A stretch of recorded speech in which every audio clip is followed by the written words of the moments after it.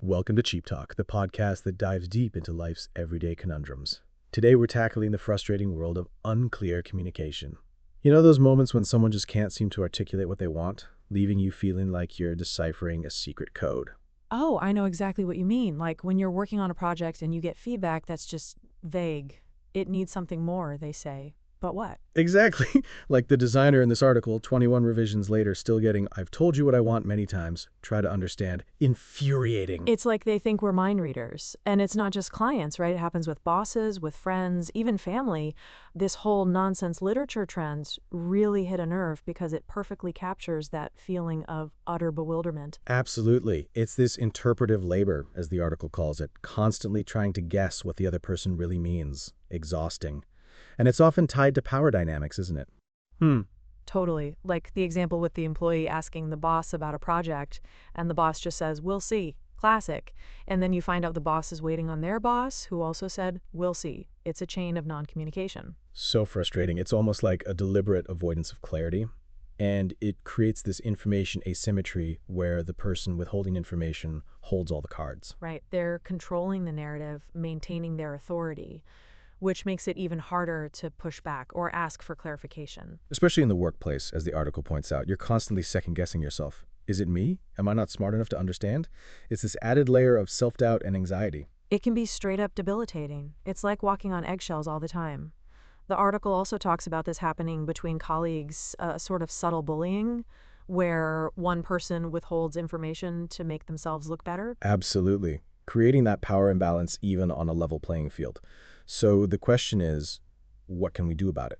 The article offers some helpful tips, like sending multiple messages, confirming expectations, expressing confusion directly, even using emojis strategically. But sometimes it feels like no matter what you do, you're still stuck in this cycle of vague responses. So it's not just about deciphering the message, right? It's the emotional labor involved. This interpretive labor, as Graeber calls it, this constant guessing game, is exhausting. Totally. It's like you're constantly translating not just words, but intentions, motivations.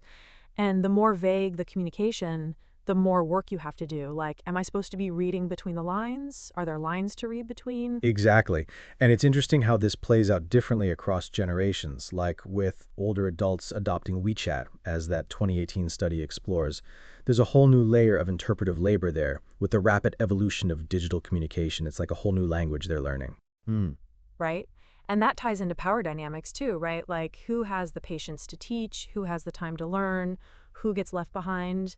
It's like Lee, Motuchek, and Powell's 2017 work on power dynamics in organizations, but in a familiar context. Oh, absolutely. It's not always malicious, right? Sometimes it's just a lack of awareness, a different communication style. But the impact is still the same: frustration, confusion, and that feeling of being out of the loop, you know? Yeah, totally. And sometimes, like that article highlighted, it is deliberate, a way to exert control, maintain a power imbalance that we'll see from the boss is a perfect example. So what do we do when we're on the receiving end of this? How do we break the cycle? So we've been talking about this frustrating trend of unclear communication, this nonsense literature as it's being called, and the sheer interpretive labor it forces on us. Yeah, it's exhausting. And this isn't just some newfangled millennial woe, is it? That 1951 study in the Journal of Abnormal and Social Psychology on directive versus non-directive communication really highlights how long this has been an issue. Right? Fascinating how relevant that research still is. And then you look at more recent work like Gio Pan's 2007 thesis on communication and job satisfaction. Clearly, this dynamic between superiors and subordinates, this "we'll see" ambiguity, has real consequences. Totally. It affects everything. Productivity, morale, even family relationships, as we discussed. It really does. I mean, think about how much time is wasted trying to decode these cryptic messages. It's like everyone's speaking in code. And as that article pointed out, sometimes it feels deliberate, a way to wield power. Oh, absolutely. It's a control tactic. And it's insidious because it makes you question yourself. Am I the problem? Am I just not getting it? Exactly, which makes it even harder to push back and ask for clarification, especially in the workplace. Right? You don't want to seem incompetent, so you end up just nodding along, pretending you understand, and hoping for the best. Which, let's be honest, rarely works out. It just perpetuates the cycle. I mean, what are we supposed to do? Carry around a universal translator for vague pronouncements? Hmm. Wouldn't that be amazing? But seriously, though, the article does offer some practical advice, directly expressing confusion, confirming expectations, even strategically using emojis.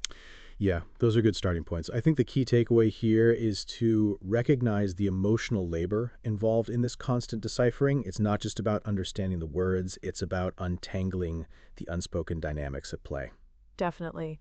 And remembering it's not always our fault. Sometimes the message itself is the problem.